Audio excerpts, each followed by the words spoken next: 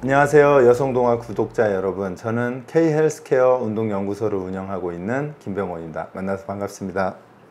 일반적으로 이제 달리기를 한다는 것은 이제 발이 지면에 닿아서 약간 점프를 한다는 거거든요. 잘못 달리는 분들 보면 지면에 발이 닿는 시간이 오래되거나 길게 되는 분들이에요. 그래서 그렇게 되면 발은 달리기가 아니라 걷는 동작을 하고 있고, 그 다음에 보폭은 뛰는 걸로 되면서 이게 매칭이 되지 않으면서 발목이나 무릎에 부상을 일으키는 가장 큰 원인이에요. 그래서 그거를 일반적으로는 이제 케이던스라고 하는데요, 발이 1분에 지면에 접촉하는 횟수인데요, 잘 달리는 선수들 또는 아마추어들은 170에서 180 정도의 케이던스를 가지고 있거든요. 그게 이제 지면에 닿는 시간이 짧고 공중에 좀 떠 있는 시간이 있을 때, 그때 가장 잘 달리는 거고요. 반대로 좀 전에 말씀드린 대로 발이 지면에 닿는 시간이 길어지면 이제 관절에 문제가 생기거나 잘못된 달리기가 될 수 있습니다. 사람의 발을 세 가지의 파트로 나누게 되면요, 뒤꿈치, 중앙, 그 다음에 앞꿈치, 이렇게 세 가지로 나누거든요.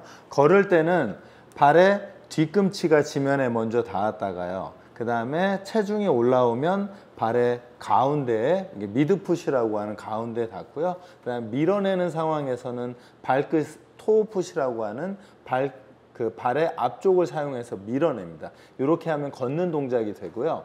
그 다음에 만약에 달리는 동작에서는 뒤꿈치 닿는 동작이 없어지고요, 지금 같은 미드풋에서 시작해서 그 다음에 토어풋으로 이렇게 밀어주면서 달리기를 하는데, 이게 대체적으로 달리는 속도의 한 40에서 60% 수준일 때는 이렇게 되고요. 만약에 80% 이상의 스프린트라고 하는 단거리 달리기를 하게 되면 미드풋도 사용하지 않습니다. 주로 포어풋이라고 하는 발의 3분의 1 앞지점만 닿으면서 달리기를 하면서 빠르게 달리는 동작을 하는 거죠. 마라톤 선수들이 마지막에 피니시 지점을 뛸 때는 이 토어풋만 사용해서 달리게 됩니다. 가장 빠른 속도로 달리기 때문이죠. 거짓말이고요. 그거는 제가 볼 때 엘리트들이에요. 예를 들어 기록 경기를 하는 엘리트들은 숨이 턱까지 차오르거나 정말 죽기 일보 직전까지 뛰는 건데요, 사실 건강을 위해서 뛴다면 숨찬 걸로 했을 때 대략 한 70% 수준 정도가 부상의 위험도 적으면서 운동의 효과는 가장 좋다고 할 수 있어요. 그래서 대략 70에서 80% 숨찬 정도니까요, 우리가 숨이 좀 가쁘게 쉬어진다 또는 뛰면서 숨찬 것 때문에 옆 사람과 대화하기가 조금 어렵다 정도면 제가 볼 땐 건강을 위해선 가장 좋은 강도라고 생각하시면 좋을 것 같아요. 아마도 초보자들은 한번 뛰고 나면 회복하는 데 좀 시간이 걸릴 거예요. 그러면 한 번 운동하고 한 두 번, 이틀 정도를 쉬고 다시 러닝을 하시는 게 좋을 것 같고요. 숙련자들은 하루 달리기를 하고 그리고 하루 휴식을 하면 아마 괜찮을 거라고 생각이 됩니다. 그래서 초보자냐 내가 중상급자냐에 따라서 휴식의 인터벌을 각각 좀씩 다르게 하는 게 좋고요. 또 반대로 만약에 내가 평상시에 하던 그 러닝의 강도나 양보다 많아지면 하루를 더 쉬어야 돼요. 왜냐면 몸에 그만큼의 스트레스를 받게 되거든요. 만약에 건강을 기준으로 한다면 중급자들이면 30분이면 충분하거든요. 근데 이제 초보자들은 사실 시간을 정할 수가 없어요. 왜냐하면 1분을 뛸 수 있을지 2분을 뛸 수 있을지 모르거든요. 그래서 만약에 내가 달리기를 초보다 한 70%까지 숨이 차는 게 한 1분 만에 70%가 되면 멈춰야 돼요. 그 이상 뛰는 건 이게 오버 트레이닝이 되거든요. 중상급자는 그걸 계속 유지해서 30분을 뛸 수 있을 텐데, 초보자들은 그렇게 올라가면 아마 호흡이 더 쭉쭉쭉쭉 올라갈 거예요. 그러면 이제 아마 더 이상 뛰기 어려워질 거니까 대체적으로는 한 70~80% 수준을 내가 계속 유지할 수 있다면 뛰어도 되는데, 이게 그 이상 넘어간다면 멈춰야 해요.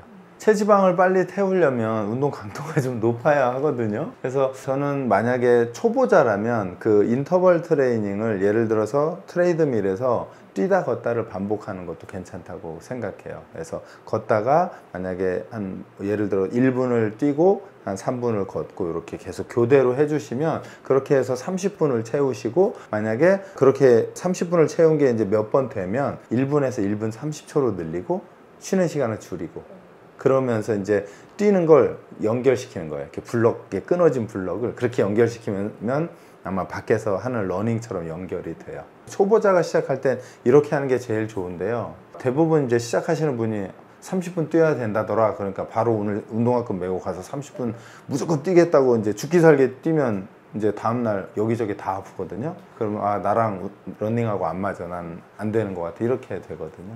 그냥 우리가 유산소 운동으로 그냥 지속적으로 달리는 걸 일반적으로 러닝이라 하거든요. 그거는 심폐지구력은 좋아져요. 근데 근력은 안 좋아져요. 그래서 만약에 근력을 좋아지게 한다면 러닝과 엄청 빠르게 달리는 거 있죠. 이 두 개를 번갈아서 하면 체력이 좋아져요. 그걸 인터벌이라 해요. 그래서 예를 들어서 걷다가 달리기를 할 거면 걷고 달리기를 두 개를 붙이는 거고, 그걸 인터벌이라고 하고, 그 다음에 이제 만약에 체력을 향상하겠다 그럼 달리기와 엄청 빠르게 스프린트라고 하죠. 단거리 달리기처럼 하는 걸 붙이면 체력이 좋아지죠. 그리고 근육의 양도 좀 커져요. 아, 완전 말도 안 되는 얘기예요. 왜냐면 그 혹시 마라톤 선수들, 남녀 선수 한번 상상해 보세요. 종아리가 두껍나요? 안 두꺼워요. 제가 어디를 가서도 하는 얘기인데, 러닝을 하는데 종아리가 두꺼워진다? 러닝을 잘못하는 거예요. 그러니까 러닝을 하면 종아리는 무조건 얇아지게 되어 있어요.